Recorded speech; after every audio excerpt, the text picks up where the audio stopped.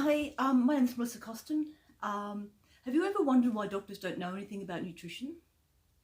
Do you ever wonder why doctors don't seem to tell you about the adverse reactions of the medications that you're having until you have them?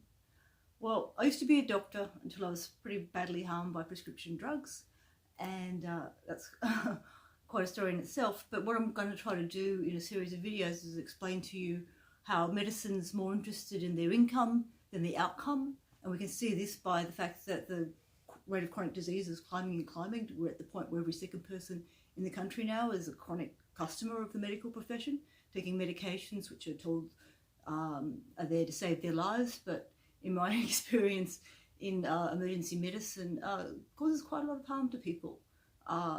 Prolongs chronic pain, makes people suicidal, makes people depressed. I've seen internal bleeding, major organ damage, heart attacks, stroke. And I was thinking that this is the medication's helping these people, but the people who are having all these problems are actually taking the medication. But my medical education didn't give me any insight into what was happening until it happened to me. And then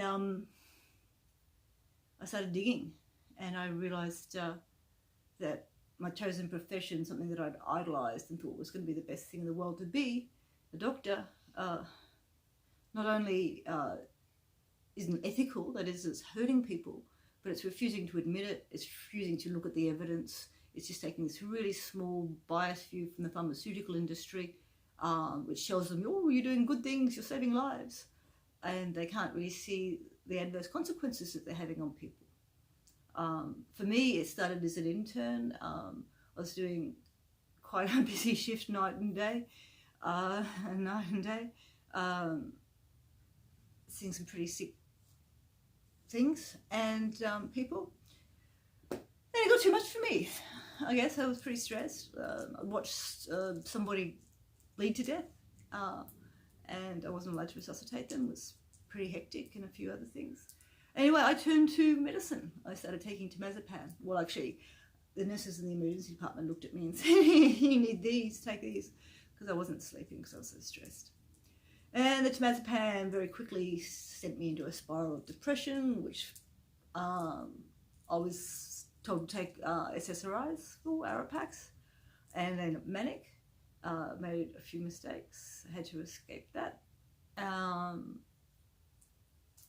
Anyway, I ended up on a chemical roller coaster ride for my entire medical profession. And I'm not alone. Doctors actually probably have the highest rate, or one of the highest rates of substance abuse, mental illness, and suicide of all professions. And the reason that it's affecting them is the same reason it's affecting me, which is you kind of, as an intelligent person, deep down, even though you're following the rules and the guidelines and the orders and the expectations and your training, you know exactly what to do because they've programmed you perfectly. If you have any essence of humanity in yourself, you actually know that deep down, the patients aren't going to go so well. Some may not get sick at all, and they just keep taking the pills forever and ever and thinking that you're saving their lives and being a big believer. And certainly people older than me, which is 50, are very much dependent on that system of belief and trust. But more people are beginning to question it, especially in the younger generation, especially people who have been affected by it, but people who have adversely affected in their families, and particularly people taking psychiatric medications.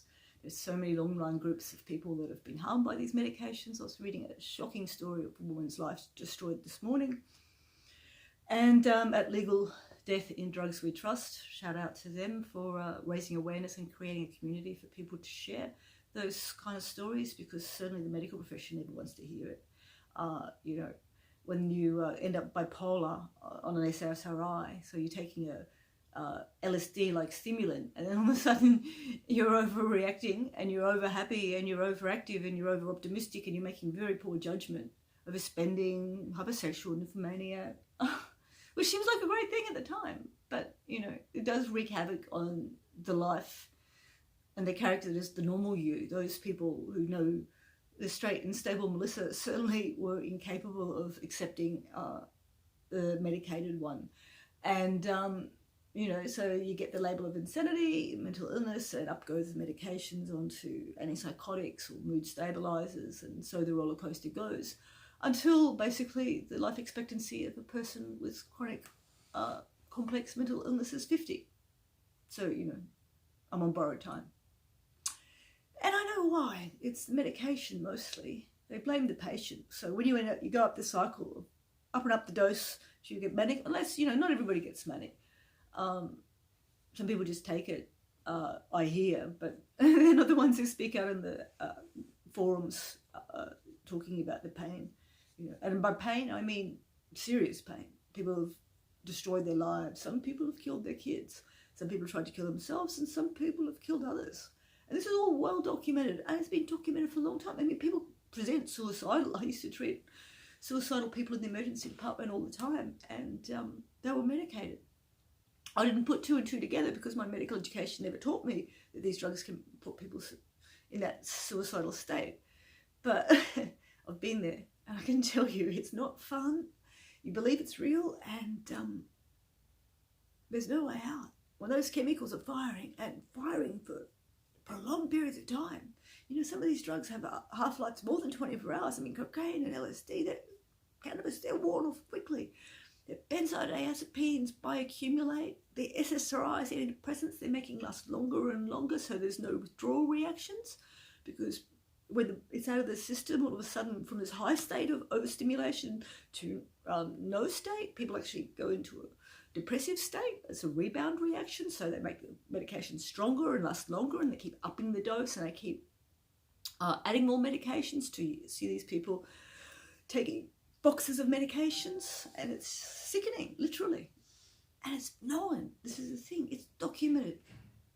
With benzodiazepines, it's been documented since the 70s. Not just the depression, not just the overdoses, not just the suicides. Reckless behaviour, homicides, car crashes, cognitive addiction, withdrawals that are so severe that people can end up like in delirium tremens, in an alcoholism withdrawal, because all of a sudden that constant dampening down of GABA, which keeps you calm, stops it, has stopped, and all of a sudden there's an overcompensation in the nervous system. If you block all the receptors, the neurons make more and more receptors to try to get that signal up there. So when you take away the blockage, the firing is like crazy, and that's when people start acting out madly. And it's the opposite with serotonin, reuptake inhibitors. If you block the reuptake, you increase the serotonin in the gap. So you're getting extra firing. So you downregulate the receptors. And when that happens and you take away the SSRI, then there's not a lot of ability for the message to get sent. So you'll feel artificially deflated, even though outside the emotional stimulus may actually be happy. You can't feel it.